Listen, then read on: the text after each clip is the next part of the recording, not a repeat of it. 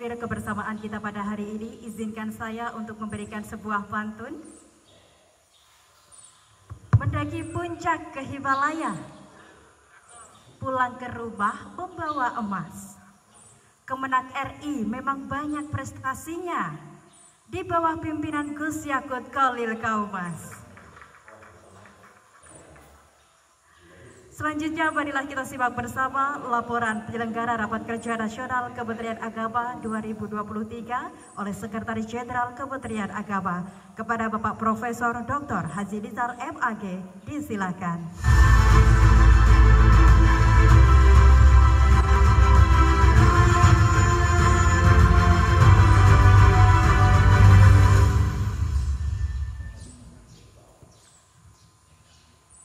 Assalamualaikum warahmatullahi wabarakatuh. Salam, Om Swastiastu, Namo Buddhaya, salam kebajikan, Dek Tongtian, salam sejahtera untuk kita semua. Bismillah, alhamdulillah, wa syukurillah, wassalatu wassalamu ala rasulillah, wa ala alihi wa mawalah, la hawla wa la quwata illa billah ma ba'da. Yang sama-sama kita hormati Menteri Agama Republik Indonesia, Gus Yakut Khalil Kaumas, yang terhormat Ketua Komisi 8 DPR RI Bapak Dr. Haji Ashabul Kahfi MAG yang insya Allah hadir virtual, yang saya hormati para pejabat pimpinan tinggi media, Inspektur Jenderal, Direktur Jenderal dan Kepala Badan, para Sekretaris Unit Eselon 1 Pusat, Direktur, Kepala Biro, Inspektur, Kepala Pusat dan Kepala Kantor Wilayah Kementerian Agama Provinsi se-Indonesia, para rektor dan ketua perguruan tinggi keagamaan negeri, para kepala balai diklat keagamaan dan balai litbang agama, kepala UPT Asrama Haji, dan yang terhormat kepala kantor Kementerian Agama Kabupaten Kota, kepala madrasah, kepala KUA seluruh Indonesia yang juga mengikuti Rakernas ini secara daring, para undangan dan seluruh peserta Rapat Kerja Nasional Kementerian Agama Republik Indonesia tahun 2023. Alhamdulillah wa syukurillah, puja dan puji syukur kehadirat Allah SWT, Tuhan Yang Maha Esa, pada hari ini kita semua dapat berkumpul bersama pada kegiatan Rapat Kerja Nasional tahun 2023 yang teramat penting untuk Kementerian Agama yang lebih baik. Bapak Menteri Agama yang kami hormati, Ibu Sekalian dan Bapak Ibu yang saya hormati, sebelum menyampaikan laporan terkait penyelenggaraan kegiatan ini, izinkan kami menyampaikan ucapan terima kasih yang tak terhingga atas bimbingan dan arahan langsung dari Bapak Menteri Agama kepada kami sejak persiapan sampai pada pelaksanaan kegiatan ini. Kami juga mengucapkan terima kasih kepada Kepala Kantor Wilayah Kementerian Agama Provinsi Jawa Timur dan Rektor UIN Sunan Ampel beserta jajarannya yang telah membantu berbagai fasilitas dalam penyelenggaraan Rakernas tahun ini. Kami ucapkan selamat datang kepada seluruh peserta Rakernas 2023, baik yang telah hadir secara offline maupun online sesuai dengan jadwal yang telah ditentukan. Salam Menteri Agama, Bapak Ibu hadirin sekalian yang berbahagia, selanjutnya kami menyampaikan laporan pelaksanaan kegiatan Rapat Kerja Nasional tahun 2023 sebagai berikut. Pertama, tema, tujuan, dan output. Rakernas Kementerian Agama tahun 2023 ini mencantumkan tema kerukunan umat untuk Indonesia hebat sebagai salah satu bentuk akselerasi implementasi tema Hari Amal Bakti Kementerian Agama ke-77 tahun 2023 ini. Hal ini bertujuan untuk menitikberatkan tugas dan fungsi Kementerian Agama yang sudah menjadi komitmen aparatur sipil negara Kementerian Agama, yaitu yang pertama, kebersamaan umat dan keutuhan bangsa dapat dicapai dengan moderasi sebagai keywordnya. Dua, kerukunan antar umat beragama merupakan modal untuk membangun negara dan menjaga integrasi nasional. Yang ketiga, Kementerian Agama harus hadir untuk melindungi kepentingan agama dan semua pemeluk agama. Yang keempat, Kementerian Agama harus bisa mengawal dan mengembangkan peran strategis Kementerian Agama secara kontekstual di tengah-tengah masyarakat. Bapak Menteri hadirin yang berbahagia, setiap ASN dengan agama haruslah menjadi teladan dalam kebersamaan, kerukunan, kejujuran, dan keikhlasan untuk memberikan amal bakti bagi segenap warga negara tercinta. Dalam tugas sehari-hari, setiap ASN dengan agama harus mampu menunjukkan nilai kinerja yang baik, kepemimpinan yang amanah, dan memberikan kemudahan kepada masyarakat luas untuk memperoleh akses pelayanan keagamaan secara akuntabel dan berkualitas. Situasi menjelang tahun politik saat ini, kebinekaan masyarakat Indonesia sangat penting oleh pihak-pihak yang hendak mengganggu stabilitas persatuan dan kesatuan bangsa. Secara faktual, kerukunan sangat fluktuatif dan dinamis yang menguji kita untuk selalu mengedepankan kepentingan persatuan dan kesatuan bangsa. Kerukunan merupakan prasyarat pembangunan nasional. Stabilitas dan akan dapat terwujud apabila antar masyarakat rukun, damai, dan harmonis. Karena itu, moderasi beragama amatlah penting dikedepankan untuk menyikapi keragaman. Sejalan dengan hal tersebut, Rakernas kali ini pun menjadi ajang pembuktian bahwa Kementerian Agama senantiasa berupaya melakukan respon cepat dalam mengendalikan dan mencegah situasi yang tidak kondusif di masyarakat. Dengan tetap berpijak pada pelayanan paripurna yang wujudnya adalah integritas dan menyuguhkan berbagai program prioritas yang berdampak nyata kepada publik. Pada tahun 2023, komitmen Kementerian Agama adalah fokus bekerja dan tanpa hentinya menghasilkan inovasi. Salah satu sasaran strategis Kementerian Agama tahun 2020 sampai 2024 yang sudah ditetapkan antara lain meningkatnya moderasi beragama dan kerukunan umat beragama. Bapak Menteri hadirin hadirat yang berbahagia, dengan harapan seperti itu, maka Rakernas 2023 ini ditujukan untuk mencapai hal 4. Pertama, memantapkan pelaksanaan program Kementerian Agama tahun 2023. Yang kedua, melakukan evaluasi kinerja tahun 2022 dan mempertajam arah kebijakan Kementerian Agama 2023. Yang ketiga, meningkatkan tata kelola kepemerintahan dalam rangka mewujudkan pemerintahan yang bersih dan melayani. Dan yang terakhir, 4, meningkatkan kualitas pelayanan publik di lingkungan Kementerian Agama.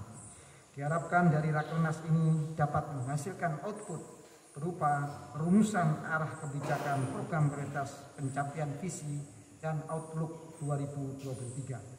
Outlook merupakan pandangan, harapan, dan prediksi terhadap kemungkinan yang akan terjadi pada tahun 2023 yang berkenaan dengan persoalan keagamaan dan pendidikan agama dan keagamaan yang menjadi tugas dan mandat Kementerian Agama.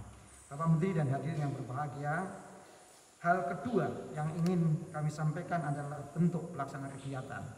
Rakernas yang dilaksanakan selama 2 hari mulai Sabtu sampai Minggu 4 sampai 5 Februari 2023 bertempat di Patimus Kota ini telah didesain sesuai dengan tema yang telah ditentukan dan harapannya dapat ditindaklanjuti oleh unit kerja dan diterjemahkan ke dalam program kerja yang nyata dan berdampak langsung kepada masyarakat.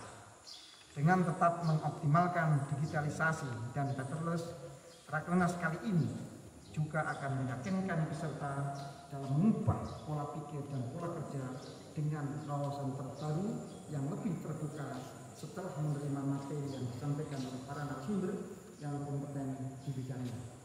Panjang 2 hari ini, Rakernas akan menyuguhkan rangkaian acara yang dikemas dalam beberapa sesi, yaitu pertama, peserta akan menerima arahan kebijakan dari Bapak Menteri Agama dan sekaligus pembukaan Rakernas yang mengambil tema menjadikan moderasi beragama dalam mengelola keberagaman dan kemajemukan bangsa menuju Indonesia hebat.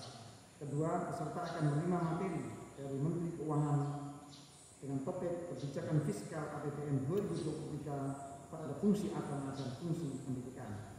Ketiga, peserta akan menerima materi tentang sasaran pembangunan nasional dalam rangka penguatan moderasi beragama.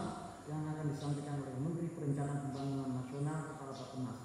Keempat, peserta akan menerima materi tentang implementasi penyederhanaan birokrasi sebagai upaya peningkatan pelayanan publik dalam sistem kerja baru dan SDM yang kompeten dan berkinerja tinggi yang akan disampaikan oleh Menteri Pendayaan Aparatur Negara dan Reformasi Birokrasi. Menteri Agama dan Hadirin yang berbahagia, selanjutnya yang kelima akan disampaikan oleh Ketua Komisi Aparatur Sipil Negara yang akan menyampaikan materi tentang peningkatan profesionalisme dalam rangka meningkatkan mutu aparatur sipil negara Kementerian Agama. Keenam, peserta akan menerima materi tentang merajut kerukunan umat beragama menuju Indonesia hebat yang akan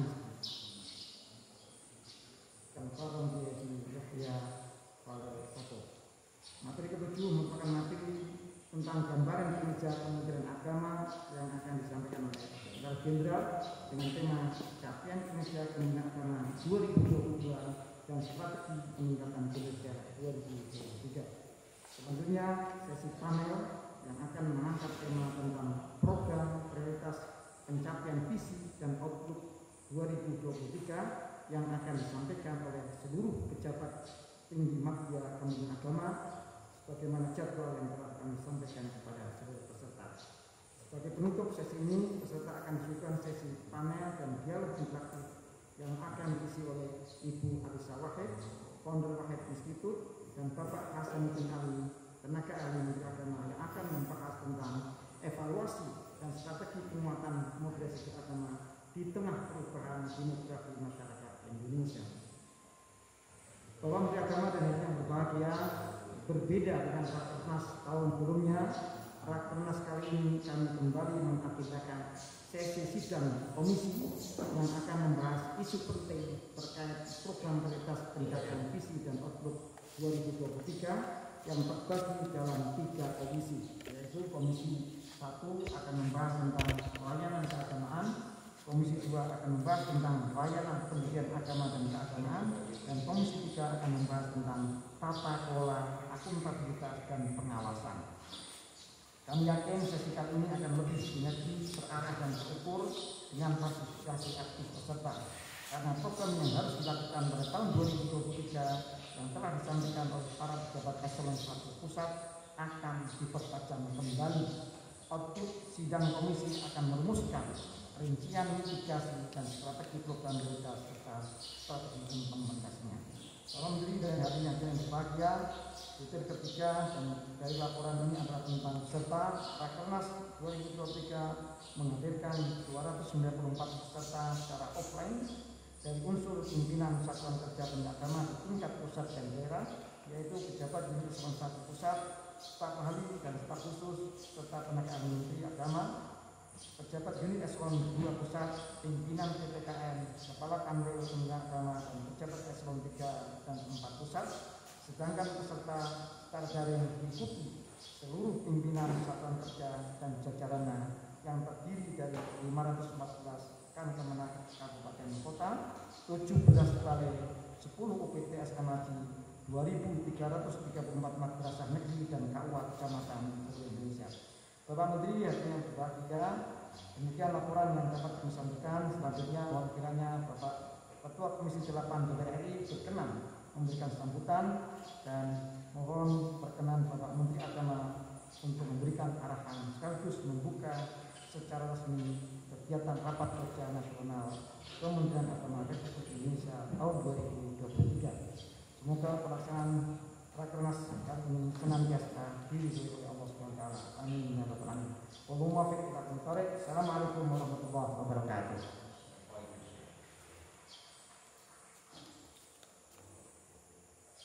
Demikian laporan penyelenggara rapat kerja nasional Kementerian Agama Republik Indonesia tahun 2023 oleh Sekretaris Jenderal Kementerian Agama kepada Bapak Profesor Dr. Haji Rizal MAG. Terima kasih disampaikan. Hadirin tamu undangan yang kami hormati, Kementerian Agama hadir untuk memberikan dedikasi. Kementerian Agama hadir untuk memberikan kontribusi tentunya untuk seluruh umat agama Republik Indonesia. Besar harapan dari kita semua untuk tetap terjaga persatuannya di tengah berbagai konflik atau persoalan yang ada. Untuk itu, marilah kita simak bersama tayangan video testimoni harapan masyarakat terhadap pelayanan Kementerian Agama.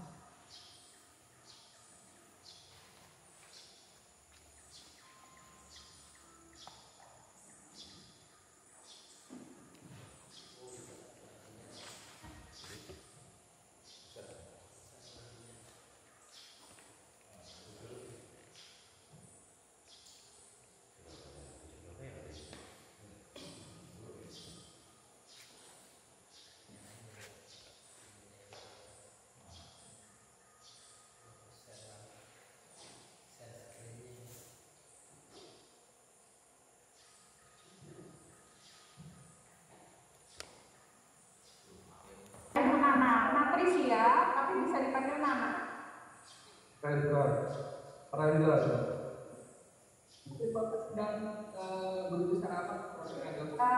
Daftar haji reguler untuk dapat porsi haji ya Mas Karol. Boleh kasih tahu pelayanannya yang sudah juga terjadi tadi datang sampai minggu selesai apa yang Alhamdulillah kita memang sudah diberitahu sama teman-teman bank yang pas kita buka rekening haji untuk datang pagi-pagi sebaiknya untuk disarankan datang pagi. Jadi kita sudah nyampe di sini jam 8. Alhamdulillah tanpa antrian langsung dilayani sama cek. Terima kasih di Kementerian Agama tadi ngurusin layanan apa Mbak? Rekomendasi paspor. Paspor ya, oke. Gimana Mbak kesan pelayanannya di Kementerian Agama sini? Baik banget, cepat, sabar, punya. Oh gitu, lumayan banyak ya tadi yang Dokumen banyak nggak tahu apa yang disiapin. Intinya baik telaten. Oh alhamdulillah.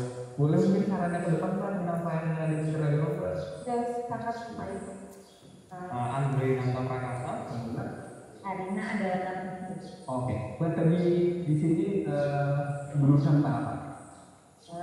Mau daftar haji. Oke, boleh tahu testimoninya tentang pelayanan yang sudah dilakukan kepada Kalau untuk pelayanan sih dari depan sudah bagus. Terus dari apa yang daftar itu namanya layanannya sudah bagus juga, cepat juga apa layanannya. Difoto juga cepat. Layanannya sudah bagus. 3 kata tentang layanan kita. 3 kata sangat cepat dan tepat dengan ya kalau cepat dan tepat. Dua-dua Kalau enggak, satu lagi. berarti cepat, terus nyaman sih. Iya. Hanya testimoninya terkait pelayanan Kementerian Agama.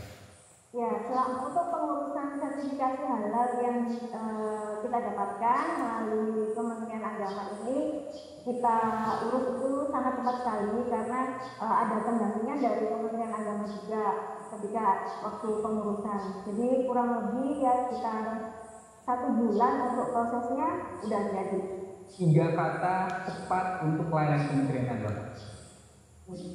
Cepat, bebas pungli, dan murah. Bagaimana kesannya Bu setelah mendapatkan layanan di Kementerian Agama? Alhamdulillah prosesnya sangat cepat karena saya baru jumpa kirim datanya dengan online dan nggak lama langsung keluar. Bu 3 kata dong terkait dengan layanan Kementerian Agama. Cepat, bersih, jujur. Pak Junaidi dengan Ibu Surati ke KUA ini mau ngapain? Mau mengurus surat pindah nikah. Gimana Pak pelayanan yang dilakukan oleh KUA? Ya cukup bagus. Ya. Cepat dan bisa dikerjakan. Ini dipungut bayaran nggak ketika pungut? Tidak sama sekali, tapi relatifnya enak mengurus surat sendiri daripada diurusi sama orang lain. Dengan Mas siapa? Mas Gilang. Bukan Pak? Enggak, Alicia. Hari ini ngapain ke kamu? Akad nikah. Pelayanan KUA itu seperti apa? Baik, cepat, dan aman. Memuaskan. 3 kata Pak untuk pelayanan di KUA. dengan baik, cepat, dan praktis. Dipungut bayaran Tidak sama sekali gratis. sama siapa? Sofian Gota. Visi Christian dulu. Ngapain? Nikah. Menikah. Alhamdulillah selamat. Mas, kenapa milih di KUA menikah? Karena di KUA kan nol biaya, jamin karena keadaan juga lebih gak ribet lagi juga di KUA, lebih lancar semuanya, cepet. Lancar urusannya. Gratis ya? Gratis. Tidak ada pungutan, tidak ada. Tiga kata pelayanan semakin maju, lancar, amanah. Sukses, amanah, lancar. Kalau disebut fenomena 2020 itu gimana? Saya melihat bahwa juga punya hadiahnya kayak menunjukkan skill yang lain, terus penjaganya juga bersemangat. Bagaimana misalnya nih tentang rutin Instagram kali? Ya, seru sih, skillsnya juga menarik, hadiahnya juga bagus, dan juga saya suka slogan kalau bersih kenapa risih. Oke, kalau bersih kenapa risih?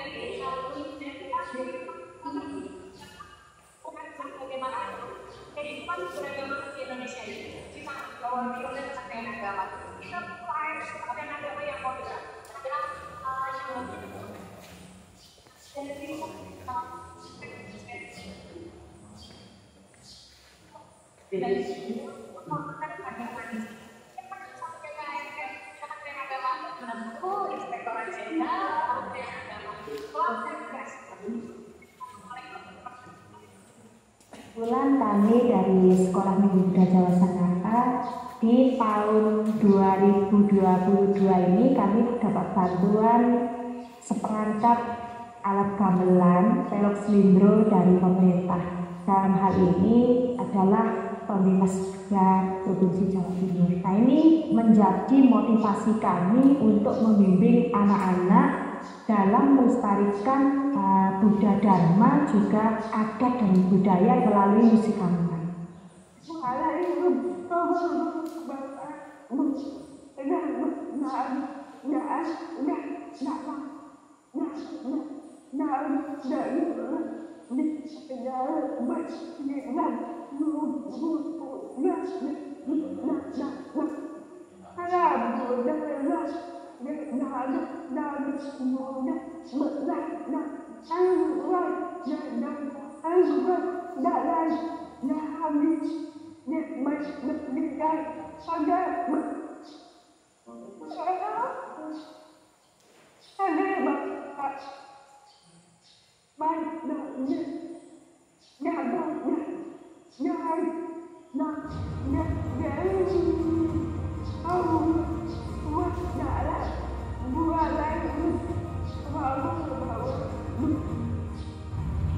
Sahabat religi, Kementerian Agama di bawah kepemimpinan Yakut Khoiromas benar-benar serius menggarap bagaimana layak hidup bisa lebih baik.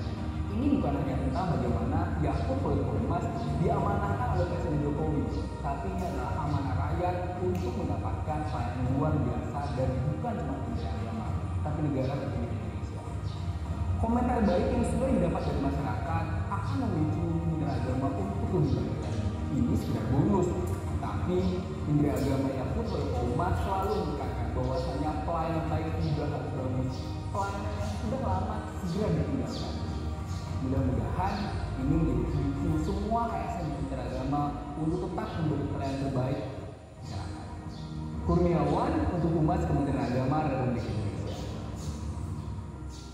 Kita tidak akan berhenti melayani sebelum yang kita layani menyatakan mereka puas dilayani oleh Kementerian Agama. Bapak Ibu Saudara yang kami hormati, demikian tayangan video Semoga berbagai program kerja yang sudah dicanangkan oleh Kementerian Agama mampu menjawab berbagai tantangan dan persoalan yang ada di masyarakat Indonesia. Hadirin Bapak Ibu Saudara muda dan yang kami hormati, setelah ini marilah kita ikuti bersama arahan dari Menteri Agama Republik Indonesia. Kepada yang terhormat Bapak Yakut Khalid Thomas, disilakan.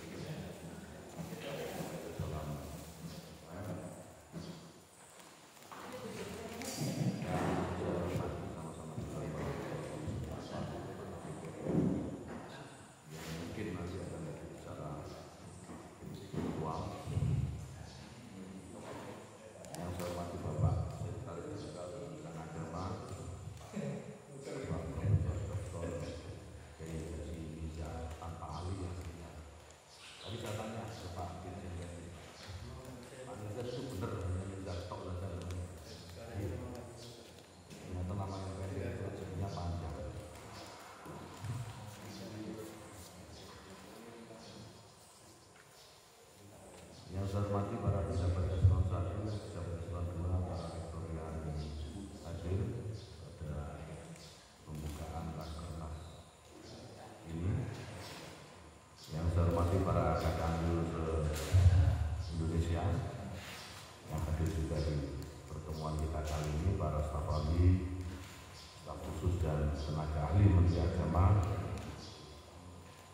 yang hadir, serta Bapak Ibu sekalian yang saya muliakan. Pertama, mari kita semua memanjatkan puji syukur kepada Allah Subhanahu wa taala, Tuhan yang Maha Kuasa. Alhamdulillah kita semua diberikan kesempatan dalam keadaan sehat walafiat menuju rakernas di Surabaya. Bapak Ibu sekalian, apa yang sudah kita capai selama setahun kemarin, saya kira menjadi sebuah prestasi yang seharusnya menjadi benchmark kita untuk memberikan pelayanan kepada publik Indonesia. Catatan-catatan prestasi dengan berbagai penghargaan yang diberikan oleh instansi di luar kita, di luar Kementerian Agama, sudah seharusnya menjadi alat kita ya, untuk berkaca bahwa itu adalah standar pelayanan kita terendah, standar pelayanan minimal kita. Kedepan saya berharap di tahun ini pelayanan yang kita berikan kepada publik harus lebih baik daripada tahun yang lalu. Saya meyakini ini kita bisa capai karena setelah saya coba renungi dan melihat berapa potensi yang kita miliki di Kementerian Agama dengan postur dan struktur organisasi yang besar, kita ini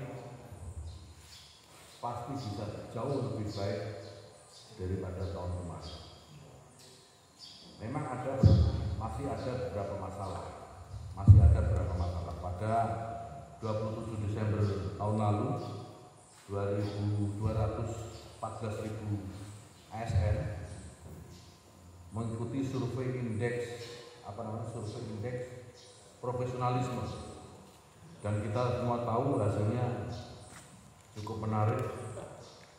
41% atau sekitar 80.000 ASN kita ini tidak profesional, ya, tidak profesional dan membutuhkan pembinaan.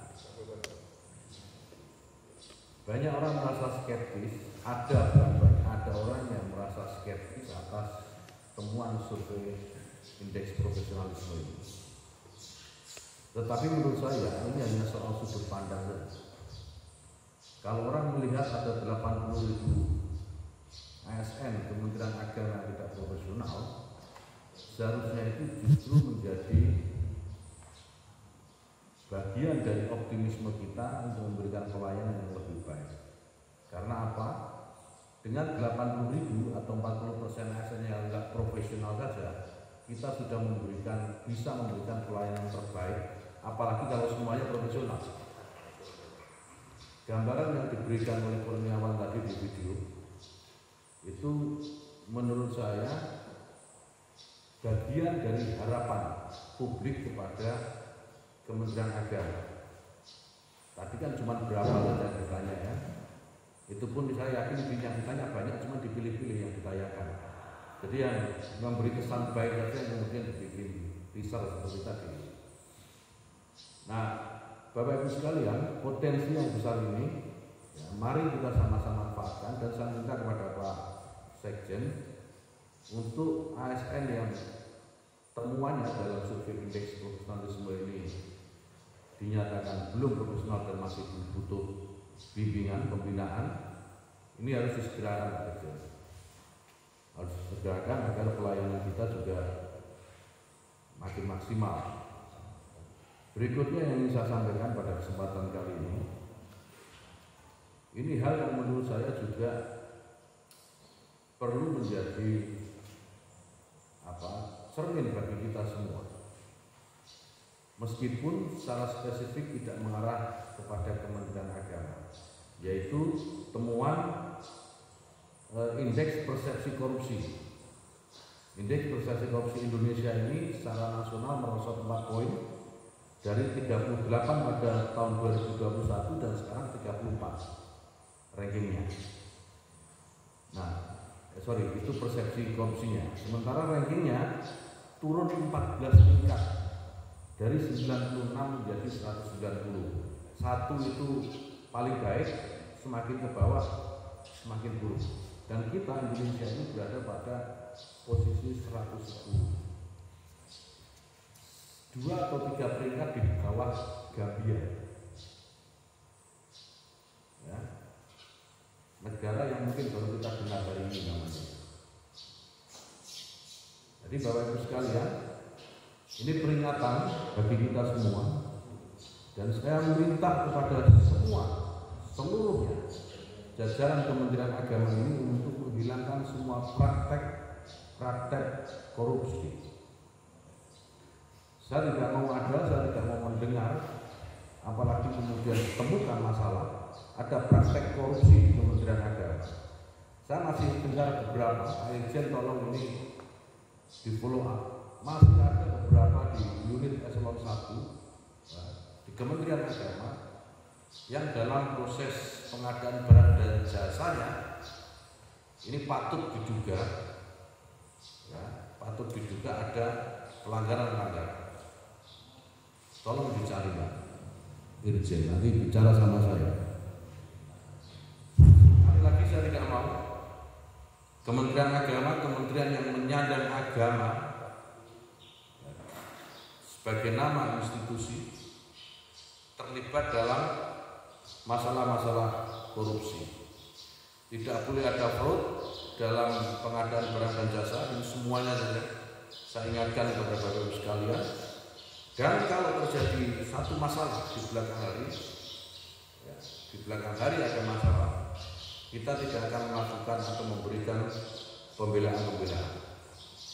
Nah, di samping itu Bapak Ibu sekalian, saya berharap ini menjadi spirit kita semua di seluruh satker. Para pimpinan satker agar menjadi contoh dalam berperilaku, menghindari korupsi, kolusi, nepotisme, dan semua hal yang berbau fraud seperti itu.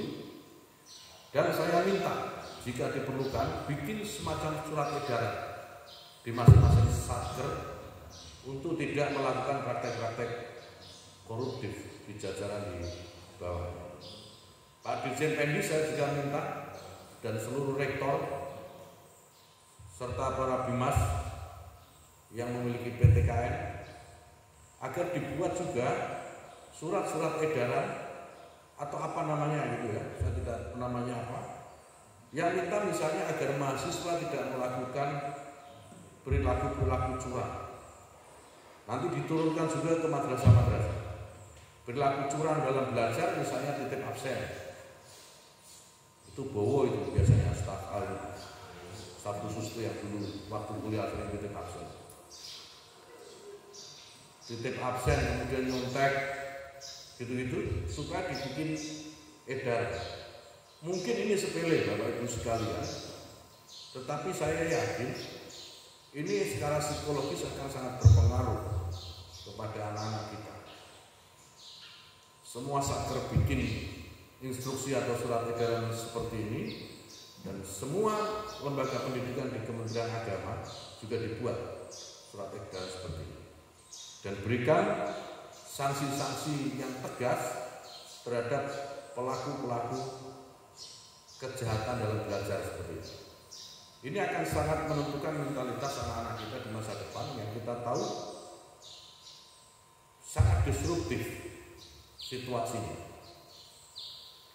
Kalau mental anak-anak kita tidak kita jaga dari sekarang, saya tidak tahu daya tahan mereka ketika menghadapi masa depan yang penuh dengan disrupsi. Kepala-kepala sekolah juga misalnya atau rektor hindari menerima gratifikasi.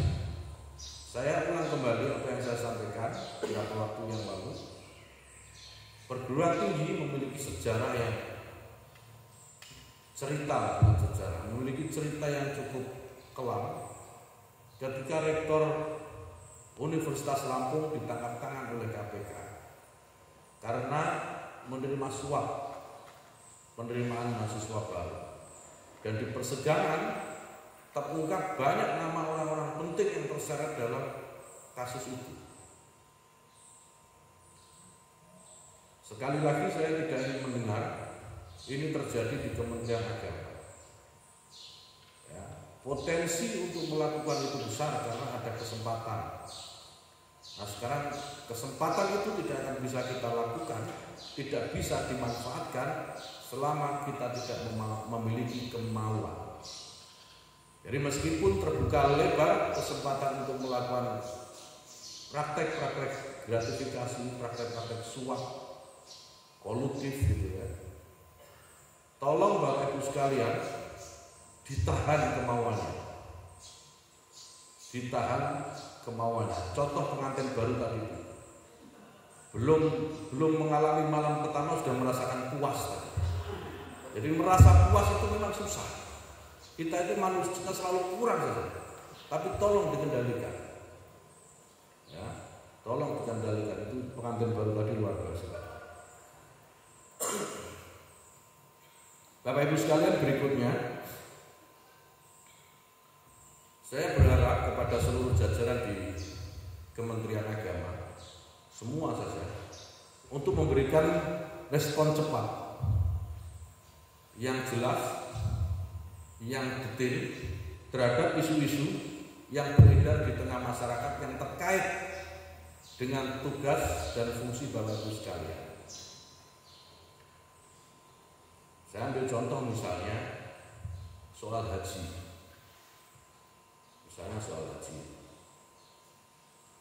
Kenaikan BP yang diusulkan oleh pemerintah melalui Kementerian Agama tentu bukan usulan yang tidak didasarkan pada pertimbangan-pertimbangan.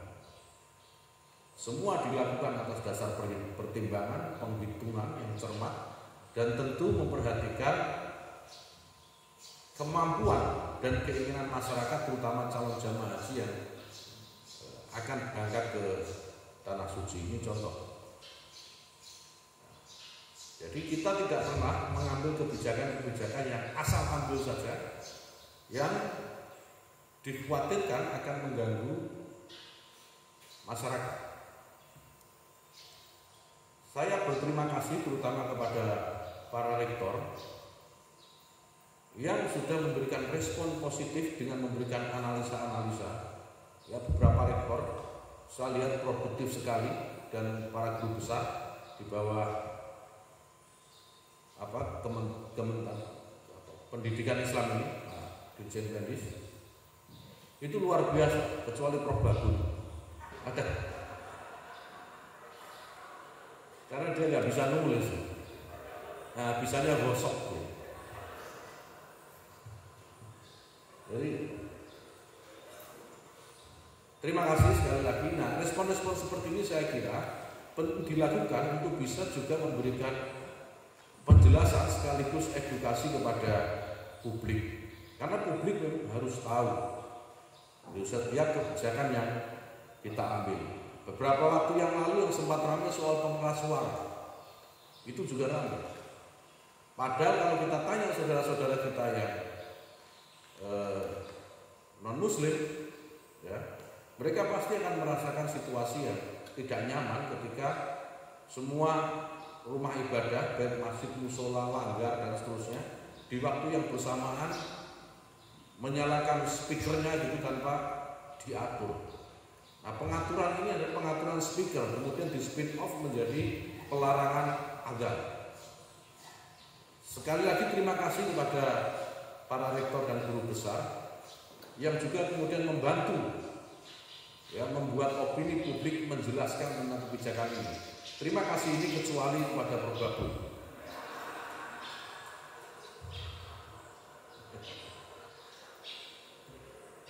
Nah, saya juga tidak ingin problem-problem internal di Kementerian Agama diselesaikan di media sosial. Bapak Ibu sekalian bisa menjelaskan kepada seluruh jajaran di sektornya masing-masing. Jika ada persoalan, selesaikan secara internal, bukan melalui media sosial. Saya masih melihat beberapa masalah, sebenarnya masalah internal kita yang tidak perlu publik tahu sebenarnya, karena hanya akan menjadi beban publik saja. Pengetahuan sampah seperti itu hanya akan menjadi beban publik. Selesaikan secara internal. Terakhir saya mendapatkan kiriman dari media sosial, TikTok. Ada satu kampus itu yang bermasalah, UIN, ya, perseteruan antara rektor dan wakil rektor. Nah, ini terjadi. Saya tidak ingin begini-begini diumbar di media sosial. Selesaikan secara internal. Kita bisa menyelesaikan masalah, tidak perlu lagi menggunakan publik. Jadi menurut saya ini cara-cara kacangan, gitu ya, yang menggunakan medsos sebagai jalur untuk menyelesaikan masalah. Kita ini memiliki jalurnya dan kita memiliki mekanisme bagaimana cara menyelesaikan masalah. Termasuk jika rektor-rektor yang tidak setuju dengan perpanjangan karena transformasi yang dulu 4 tahun menjadi 2 tahun, sampaikan secara internal, Prof Babun. Jangan disampaikan ke publik. Sudah jadi rektor berkali-kali kasih 2 tahun lagi loh, masih protes.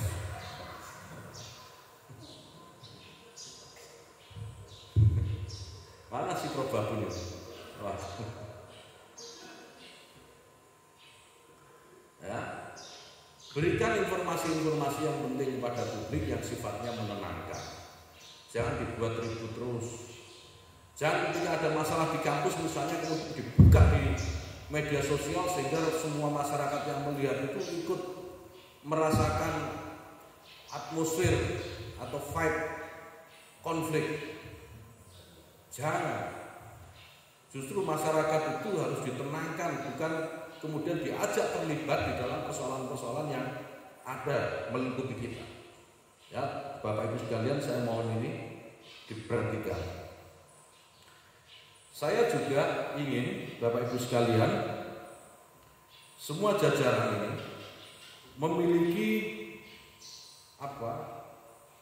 keterlibatan secara intens, mengikuti perkembangan secara intens dinamika yang terjadi di masyarakat, terutama yang terkait dengan isu-isu keagamaan, karena itu adalah mandatori kita, tugas kita.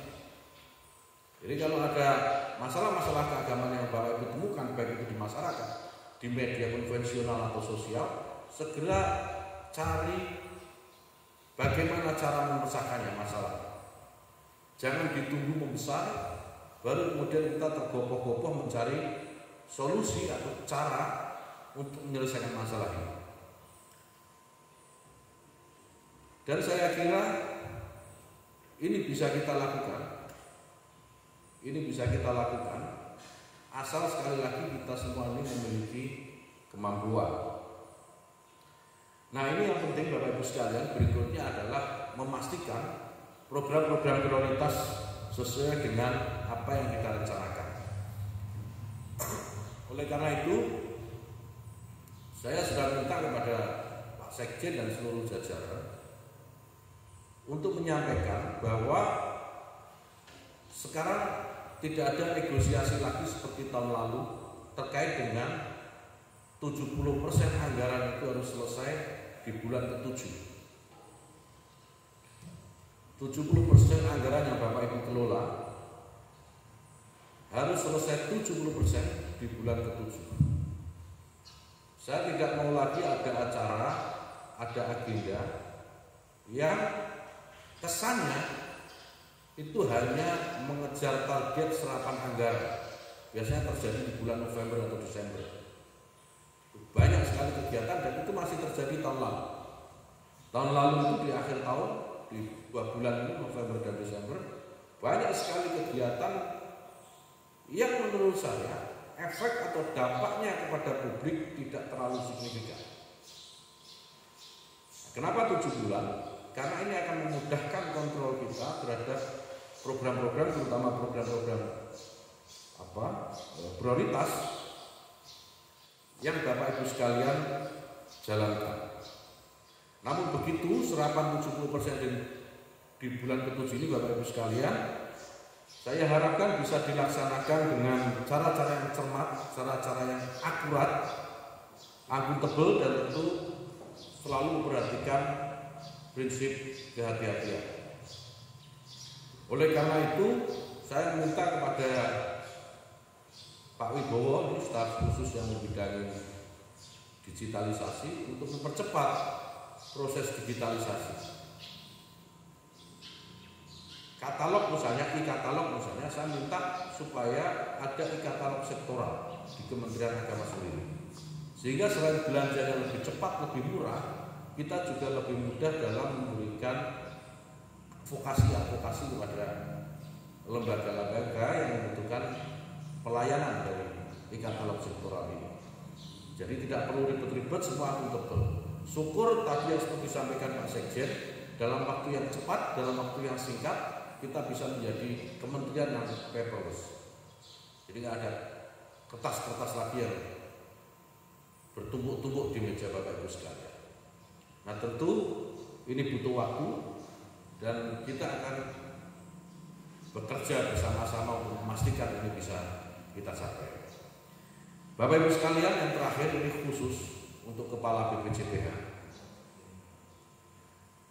Saya ingatkan kepada Pak Kepala Badan bahwa target yang diberikan Presiden sangat tinggi untuk menyelesaikan 10 juta sertifikat halal sampai tahun 2024. Tahun ini berapa targetnya Pak Kabar? Tahun ini 1 juta, berarti tahun depan 9 juta. Ya, berarti 8 juta tahun depan. Kejar ini dengan cepat, Pak Kabar. Dan tolong urusan-urusan yang sifatnya quote and quote itu sekunder, seperti perjalanan ke luar negeri untuk perjanjian dengan lembaga halal luar negeri, itu nanti dulu sebelum target ini diurus dengan serius. Memulai sertifikasi halal dengan target tinggi ini, sebenarnya kan ada shortcutnya. Ada shortcut yang bisa kita ambil, bisa dilakukan.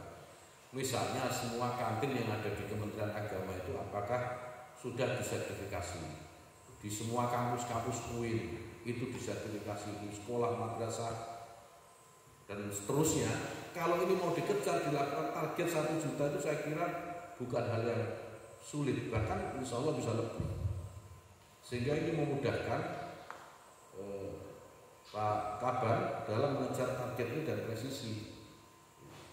Karena beberapa kali di rapat terbatas dengan Presiden ini diingatkan soal sertifikasi halal.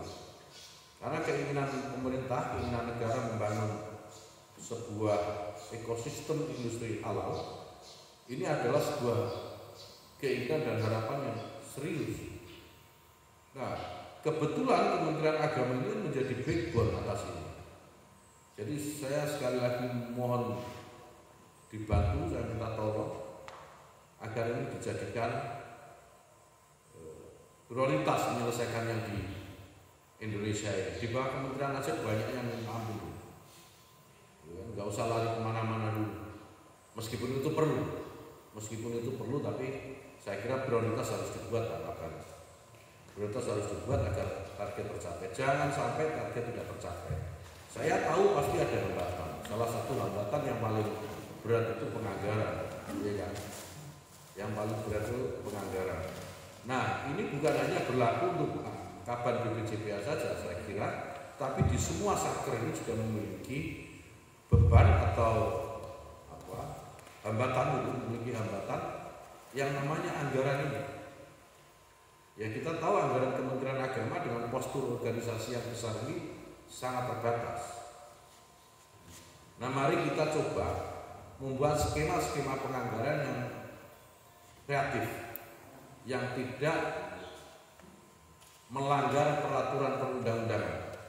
Bisa didiskusikan saya kira dengan Pak Dirjen apa kira-kira yang bisa kita gunakan untuk mengakselerasi program-program di bawah Kementerian Agama tanpa harus menyalahi peraturan perundang-undangan. Nah, tolong sekali lagi Pak Kaban dan seluruh satker saya kira dicarikan jalan keluar atas bottleneck yang kita semua rasakan. Bapak Ibu sekalian yang saya hormati, demikian saya kira yang bisa saya sampaikan. Dan terakhir saya lupa ini, tadi saya diingatkan oleh staf khusus untuk sekaligus di Rakernas ini mencanangkan apa Pak Bu, tahun kerukunan umat beragama, tahun kerukunan umat beragama. Kesempatan ini saya gunakan untuk mencanangkan tahun 2023 ini menjadi tahun kerukunan umat beragama karena salah satunya kita tahu tahun-tahun politik ini menjadi banyak orang mengkhawatirkan akan terjadi sebuah friksi-friksi itu, terjadi friksi-friksi yang akan mengganggu kerukunan umat beragama. Oleh karena itu kita bersama canangkan tahun 2023 sebagai tahun kerukunan umat beragama, dan mari sama-sama kita mengarah ke sana. Dan dengan mengucap bismillahirrahmanirrahim, maka rapat kerja nasional Kementerian Agama tahun 2023 dengan ini resmi saya buka. Terima kasih Bapak Ibu sekalian. Mohon maaf jika ada hal-hal yang tidak menyenangkan buat Bapak Ibu sekalian, terutama Prof. Babun. Tapi percayalah ini karena kejujuran saya. Terima kasih. Assalamualaikum warahmatullahi wabarakatuh. Mohon berkenan untuk tetap di tempat Bapak, karena sesaat lagi kita akan mengikuti prosesi pembukaan rapat kerja nasional. Turut mengundang dengan hormat Sekretaris Jenderal Kementerian Agama Republik Indonesia, Profesor Dr. Haji Nizar MAG, untuk turut serta mendampingi Bapak Yanut Korek Kaumas.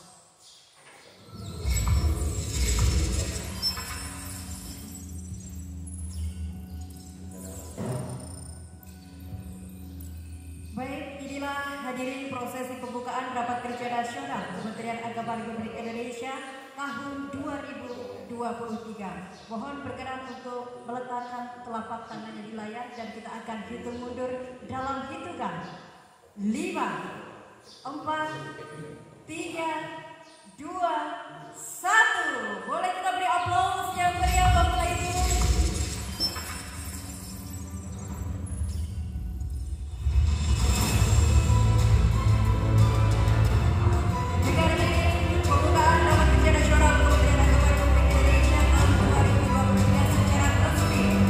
Bapak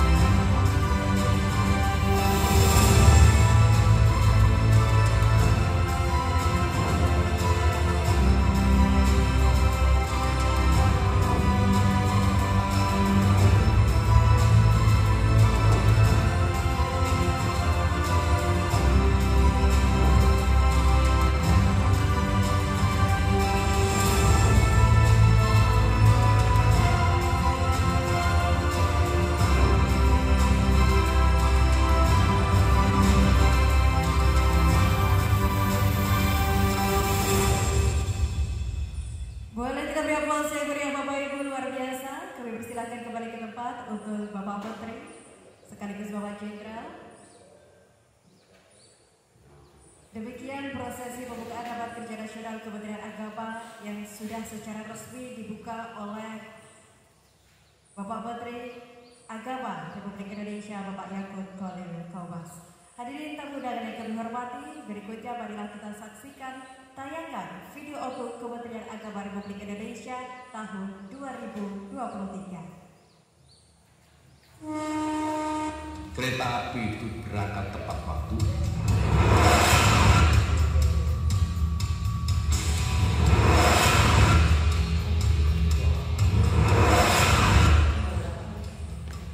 Dan hanya berhenti kalau sudah sampai tujuan.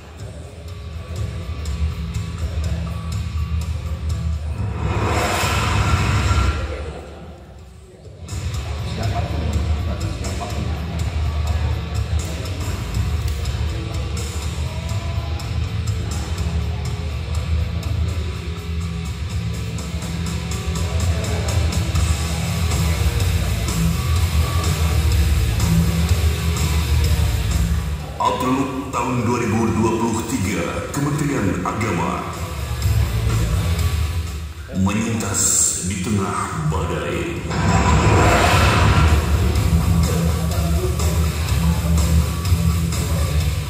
Tahun 2023 ditengarai tahun yang penuh badai tantangan dan dinamika sosial keagamaan. Dalam konteks global, masih terjadi ketegangan hubungan Barat dan Timur. Demikian pula eskalasi konflik antar komunitas agama di kawasan Asia. Di Indonesia, potensi ancaman dan gangguan kehidupan antar umat beragama terus membayangi. Di tengah menguatnya politik identitas, polarisasi umat beragama menjadi pertaruhan di tahun politik. Keberadaan rumah ibadah tidak jarang dimanfaatkan untuk kepentingan politik. Dalam konteks ini, posisi Kementerian Agama sungguh krusial di tengah badai permasalahan global dan nasional.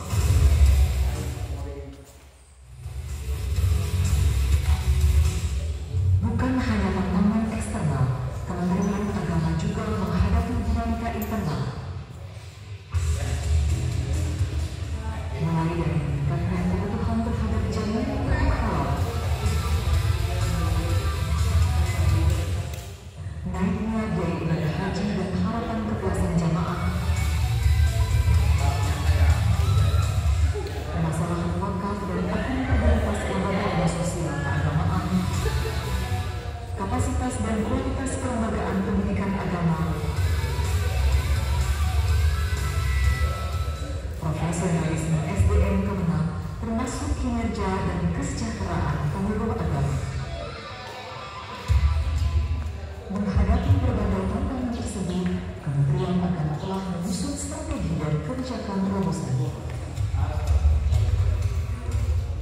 Antara lain, pertama, akselerasi moderasi beragama, menangkal potensi politik identitas, termasuk politisasi simbol-simbol keagamaan.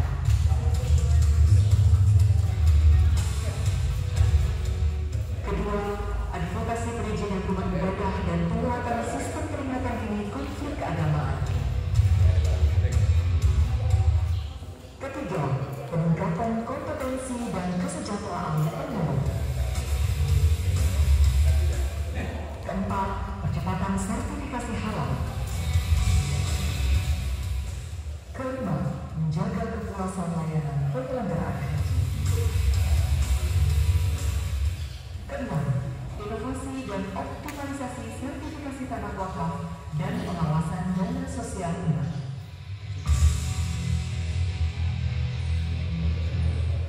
Ketujuh, transformasi kelembagaan agama dan keagamaan, alih status dan kemandirian lembaga pendidikan agama dan keagamaan. 8. Peningkatan profesionalisme ASN. 9. Akselerasi regulasi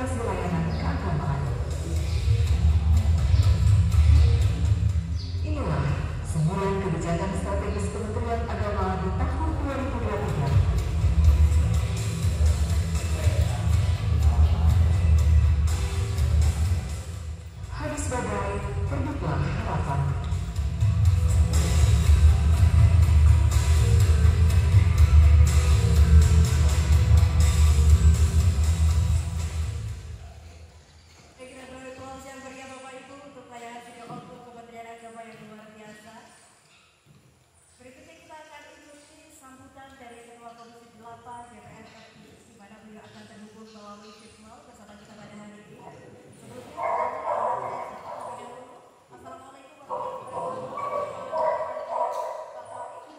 Waalaikumsalam warahmatullahi wabarakatuh. Selamat pagi.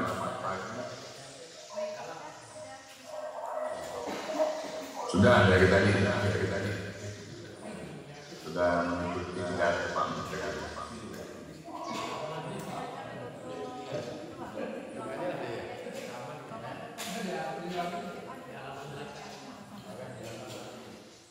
Bismillahirrahmanirrahim. Assalamualaikum warahmatullahi wabarakatuh. Alhamdulillahilladzi hadana hadza wa ma kunna linahtadiya lawla an hadana. Asyhadu an la ilaha illallah wa Muhammadan abduhu wa rasuluh. Yang sama ini Bapak Menteri Agama Republik Indonesia Gus Yakut yang saya rasakan, yang saya cintai. Beliau ini adalah menteri dalam pandangan saya yang berani, tidak populer di dalam membuat kebijakan demi kemaslahatan masyarakat. Yang saya hormati Bapak Sekjen Kementerian Agama Republik Indonesia, yang saya hormati para pejabat eselon 1, eselon 2, para rektor Indonesia yang hadir, para kanwil yang hadir juga pada kesempatan. Pertama-tama mari kita mengucapkan syukur kepada Allah Subhanahu wa taala karena alhamdulillah pada pagi menjelang siang saya bersama hadir di acara ini dalam rangka mengikuti pembukaan Rakornas Kementerian Agama tahun 2023. Saya mohon maaf karena saya tidak sempat hadir secara fisik, walaupun sudah berusaha, tapi karena saya tiba dari pagi sore malam, sehingga tidak sembuh saya terbang ke Surabaya dari malam, Pak Menteri. Rapat kerja adalah instrumen untuk melakukan sosialisasi atau evaluasi atas sejumlah pencapaian Kementerian Agama pada tahun 2022 yang lalu. Rakornas juga ini akan menjadi ajang dalam rangka untuk membuat proyeksi apa yang bakal dilakukan pada tahun 2023. Sebenarnya Raker ini bukan lagi untuk menyusun program, sebab Kementerian Agama telah memiliki renstra termasuk pagu APBN 2023 sudah selesai. Mungkin yang perlu dilakukan adalah penajaman strategi dalam menjalankan program. Yang kedua, dari segi prestasi, sepanjang tahun 2022 ada puluhan penghargaan diterima oleh Kementerian Agama, baik dari sesama instansi pemerintahan maupun penghargaan dari masyarakat. Ini menunjukkan bahwa Kementerian Agama di bawah kepemimpinan Bapak Gus Yakut telah mampu mengangkat Kementerian Agama menjadi sebuah kementerian yang sangat berprestasi, khususnya di dalam melakukan reformasi birokrasi, termasuk melakukan reformasi di bidang komunikasi publik yang begitu banyak mendapatkan penghargaan. Khusus untuk program edukasi beragama, saya lihat sudah mulai menunjukkan hasil signifikan pada tahun 2022. Setara institut dan internasional NGO menganalisis ada peningkatan skor subindikator kebebasan beragama dan berkeyakinan atau KDB karena ditandai dengan menurunnya jumlah kasus, terutama ikhwal gangguan rumah ibadah. Berdasarkan laporan penelitian itu, subindikator kebebasan beragama dan berkeyakinan pada indikator hak sipil dan politik menempati skor tinggi, yakni 3,7 dari rentang 1,7 dibandingkan subindikator lainnya.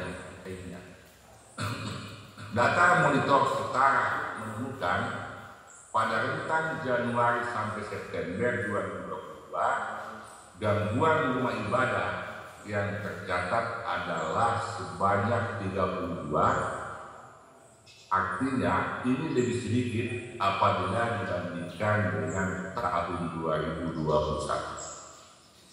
Oleh itu, saya sangat mendukung ide Kementerian Agama yang disampaikan oleh Pak Menteri tadi bahwa Rakornas tahun 2023 ini kita jadikan sebagai momen Rakornas dalam rangka untuk mendukung dan mensukseskan program kerukunan beragama di Republik Indonesia. Namun demikian, dengan berbagai macam prestasi yang telah diraih, dalam catatan saya tetap ada yang menjadi evaluasi kita. Yang pertama, sejauh mana implementasi Peraturan Menteri Agama Nomor 73 Tahun 2022 soal penanganan dan pencegahan kekerasan seksual di satuan pendidikan, khususnya yang ada di Kementerian Agama. Apalagi pada awal Januari ini terungkap lagi 4 kasus kekerasan seksual yang diduga melibatkan pihak-pihak yang selama ini menjadi pengasuh di lingkungan lembaga-lembaga pendidikan agama. Saya pikir Kementerian Agama tidak boleh tinggal diam. Permen yang telah dibuat perlu terus dievaluasi dan dimonitoring implementasinya di lapangan. Itu catatan saya yang pertama. Catatan kedua ialah terkait dengan keterlambatan pencairan beasiswa program Dr. Moral yang dikerjasamakan dengan LPDP. Semoga tahun ini hal ini tidak terulang karena kasihan anak-anak kita, adik-adik kita yang sedang belajar di luar negeri, yang harusnya fokus belajar tetapi terpaksa harus nyambi sana sini untuk mencari biaya. Jangan lagi kita gunakan pola lama, nanti jadi sorotan publik baru kita bergerak. Nah, yang ketiga terkait dengan isu yang lagi viral dan populer akhir-akhir ini terkait masalah biaya haji tahun 2023. Ini juga menjadi pekerjaan rumah kita bersama. Kami di Komisi 8 melalui Panja bersama dengan Kementerian Agama hari ini bekerja keras untuk menemukan solusi, untuk menemukan titik moderat sehingga biaya penyelenggaraan haji pada tahun ini bisa kita minimalkan pembiayaannya dengan tentu tetap menjaga keberlangsungan penyelenggaraan haji pada masa-masa yang akan datang. Secara pribadi, pada prinsipnya saya dapat memahami alasan dibalik usulan kenaikan setoran PNH oleh Kementerian Agama. Tapi kita juga perlu mempertimbangkan agar tetap menjaga harmoni dan keselarasan sosial. Karena kebijakan sebaik apapun memang kadang kalau dilakukan secara mendadak dan mengganggu zona nyaman orang banyak, biasanya menimbulkan guncangan. Nah, oleh itu Pak Menteri, kami sangat memahami usulan kenaikan ini, tapi sebagai wakil rakyat juga mungkin mengusulkan jika bisa sebaiknya kenaikan ini dilakukan secara bertahap, sehingga mudah-mudahan kuota tahun ini yang berjumlah 220.000 itu betul-betul bisa terpenuhi oleh para calon jamaah yang sudah antri sampai 12 dan bahkan ada yang sudah 14 tahun antri agar dapat menyelenggarakan ibadah haji. Kami memang paham ini tidak mudah. Kenapa? Karena sesungguhnya kenaikan BP haji ini lebih banyak dipicu oleh kenaikan beberapa komponen dari pihak Arab Saudi. Contoh, biaya masyair dari 1.500 real naik menjadi 5.600 real. Meskipun alhamdulillah lobby Menteri Agama Pak Dirjen kemarin kita berhasil menurunkan dan menawar sampai ke angka 4.700. Tapi itu masih sangat tinggi sebenarnya. Tapi apabila dibuat, karena tentu pihak pemerintah Arab Saudi juga punya pertimbangan lain dengan harapan bahwa kenaikan ini tentu tujuan utamanya adalah untuk peningkatan pelayanan haji. Demikian mungkin saya ingin sampaikan. Sekali lagi saya hanya mengingatkan bahwa alhamdulillah di tahun 2022 penyelenggaraan haji di tanah air kita Republik Indonesia sepanjang kurang lebih 11 tahun yang lalu, baru pertama kali inilah penyelenggaraan haji kita mendapatkan indeks kepuasan yang sangat tinggi di angka 90,45%. Harapan saya mudah-mudahan angka ini bisa dipertahankan atau paling tidak kita tingkatkan. Demikian Pak Menteri yang sambutan singkat yang saya sampaikan. Mohon maaf saya hanya bisa hadir secara sungguh. Hadanallahu wa iyyakum ajmain. Wassalamualaikum warahmatullahi wabarakatuh.